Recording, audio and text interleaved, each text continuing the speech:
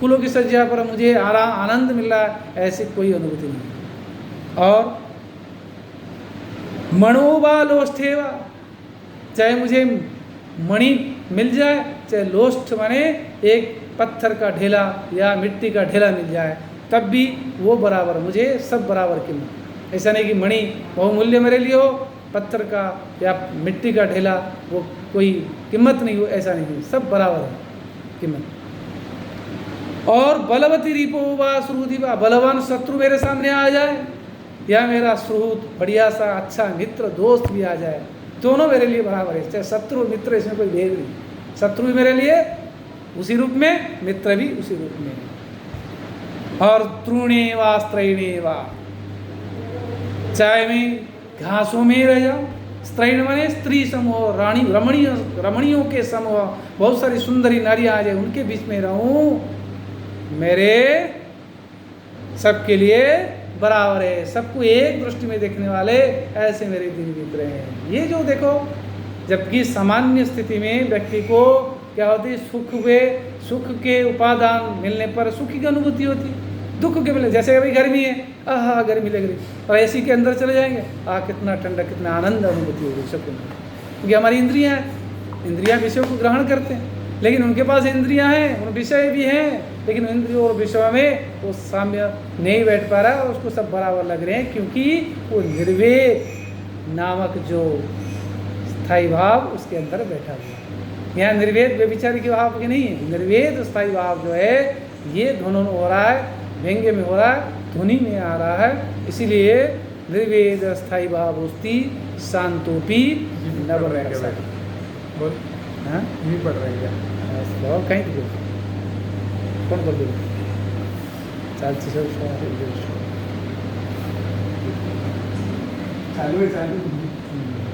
तो एवं तो आगे बढ़े, तो इसी प्रकार ये रसद ध्वनि हो गया, क्योंकि आपको ध्वनि के जो दो भेद है, असंलग्न विवक्षित अभिवक्षित वाच्य ध्वनि, विवक्षित नेपरवाच्य ध्वनि।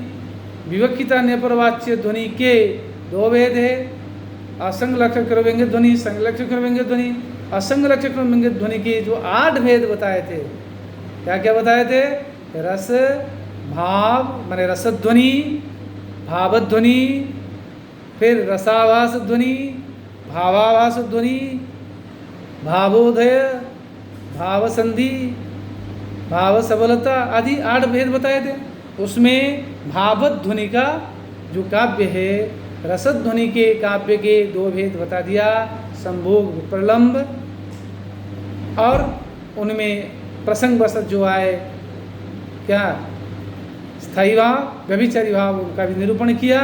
अब भावध्वनि को आते हुए आ रहे हैं, भावध्वनि को बताने के पश्चात और बाकी चीज़ें ऐसे हो जाएंगे, हम उसको पास करके फिर आगे बढ़ जाएंगे। बहुत ज़्यादा इसमें शब्द शक्ति, अर्थ शक्ति, उद्भव ध्वनि, ऐसे अनेक भेद उपभेद आएंगे, वह इतना महत्वपूर्ण नहीं है परीक्षा की दृष्टि से। हम इसको पास करके हम कल पंचम उल्लास में आएंगे।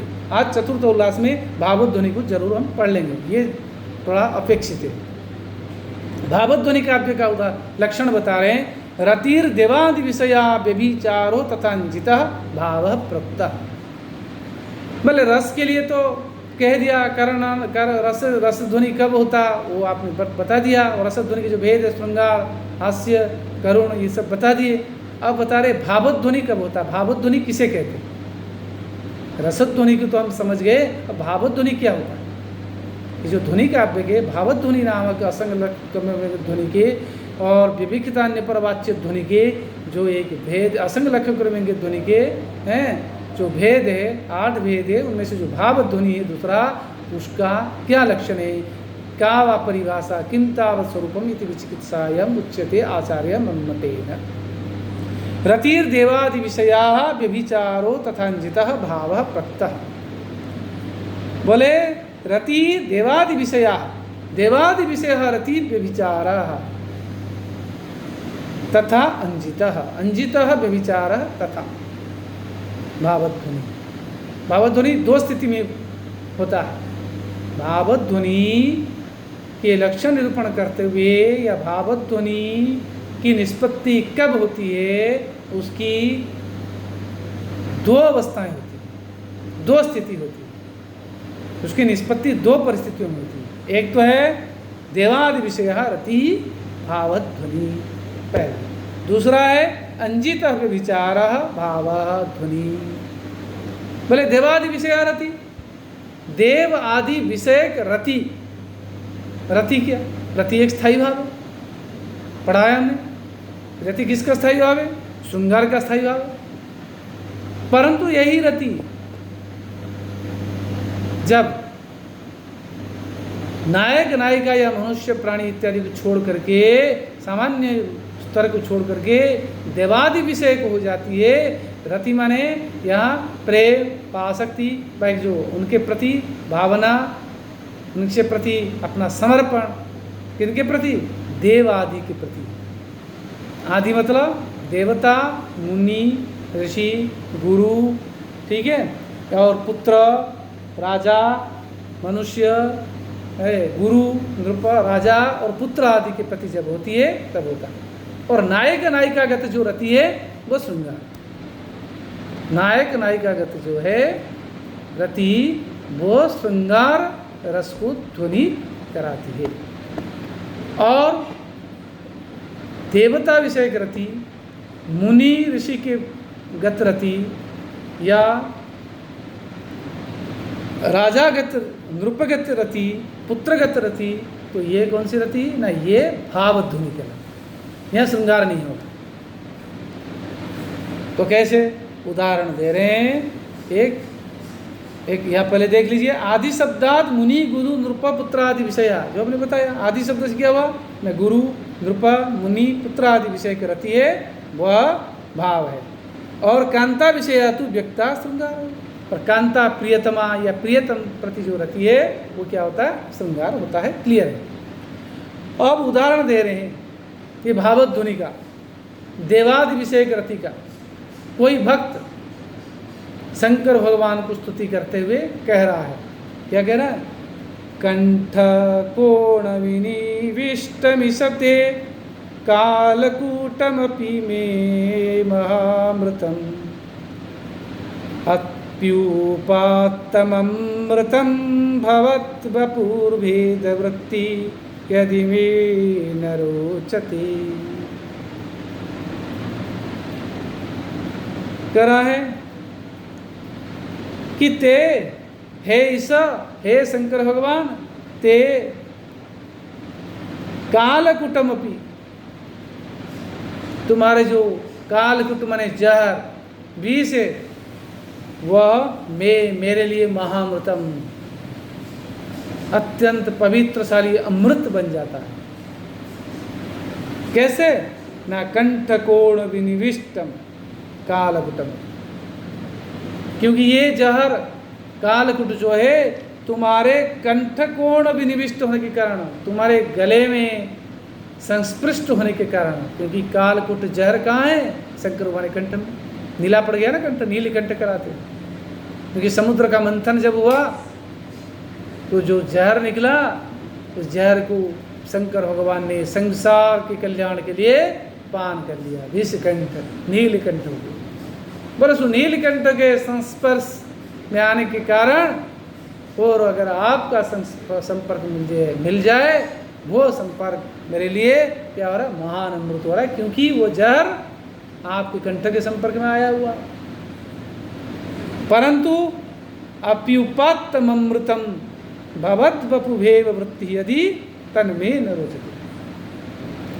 बोले वहीं यदि सुगम सुलभ बढ़िया तरीके से आराम से मुझे अमृत में मिल जाए, लेकिन यदि वो आपके शरीर से भिन्न है, भवत वपुर भेद वृत्ति, आपके शरीर के साथ उसका कोई संबंध नहीं, रिश्ता नहीं अमृत का, तो अमृत भी मुझे अच्छा नहीं लगता। रुच्यर्थानम प्रियमाणा, रुच धातु के योग में क्या होता है? जिससे अच्छा लगता है उसको चतुर्थी, इसलिए मैं, मुझे, मह्यम में अस्मत् शब्द का चतुर्थी विधि एक वचन, मुझे वो अच्छा नहीं लग रहा है, मुझे अच्छा नहीं लगता, क्योंकि वो आपके संपर्क में नहीं आया है। तो यहाँ जो भक्त का अपने भगवान के प्रति, अपने ईश्वर के प्रति, शंकर भगवान के प्रति, देव के प्रति, महादेव के प्रति जो रति, वो रति यहाँ भावत ध्वनि को अभिव्यक्त कराती है। यहाँ वो भावत ध्वनि को अभिव्यक्त कराती है रति, न कि श्रृंगार रस को अभिव्यक्त कराती है। इसलिए ये भावत ध्वनि हो गया कि देवादि विषय के रति, ये देवता शंकर भगवान के प्रति है। अगर यही एक नायक के प्रति नायिका कहे या नायिका के प्रति नायक कहे इसलिए तो कि तुम्हारे गले मुझे ऐसा अच्छा लगता है, ऐसे बंधन किया जाए, तो वहाँ श्रृंगार ध्वनि हो जाएगा, श्रृंगार रस ध्वनि हो जाएगा, वहाँ भावत ध्वनि नहीं है। और एक भावत ध्वनि का जो दूसरा भेद है व दूसरी स्थिति है जहाँ अभिव्यक्त होता है भावत ध्वनि, तो वह है अंजित व्यभिचार, माने व्यभिचारी भाव यदि व्यंजनागम्य हो जाए, व्यंग्य हो जाए, ध्वनि का विषय बन जाए, तब वहाँ भी भावत ध्वनि अभिव्यक्त हो जाता है, भावत ध्वनि सफल हो जाता है। कैसे? उदाहरण,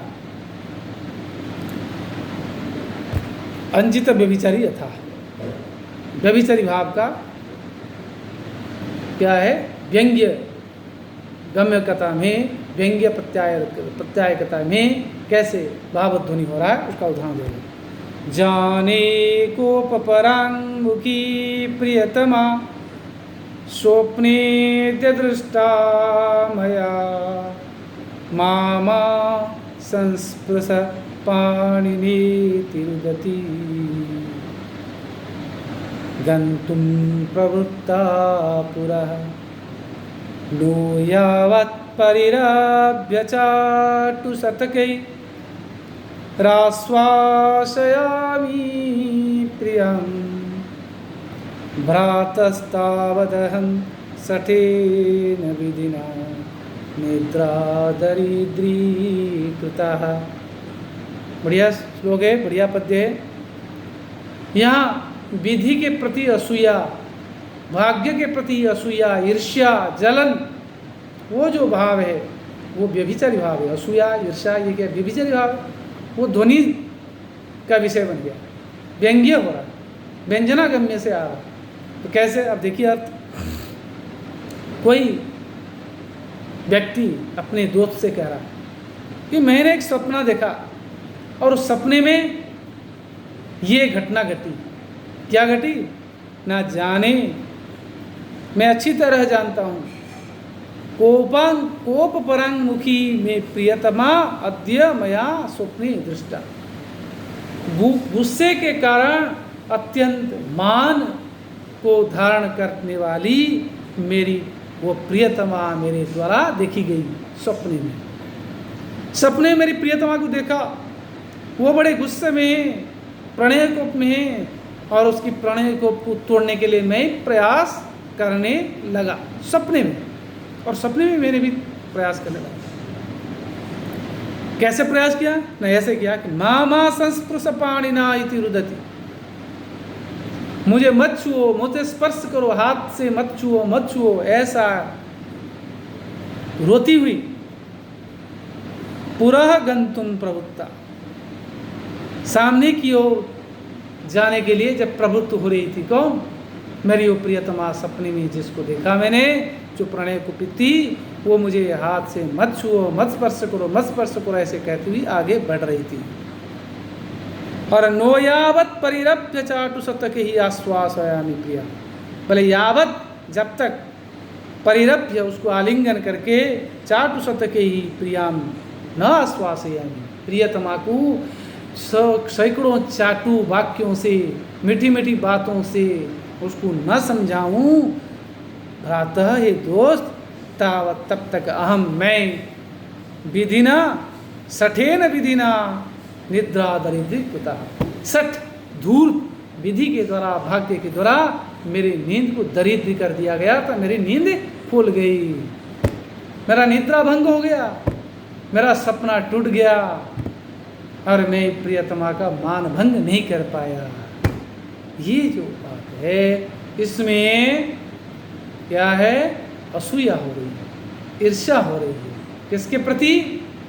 ना अपने विधि के प्रति, भाग्य के प्रति। यहाँ जो व्यभिचारी भाव है, भाग्य के प्रति जो असूया है, ये किसमें आया ना, ये ध्वनित होकर के आ रहा है। इसीलिए ये भावध्वनि नामक क्या है, ध्वनि काव्य का उदाहरण है। यही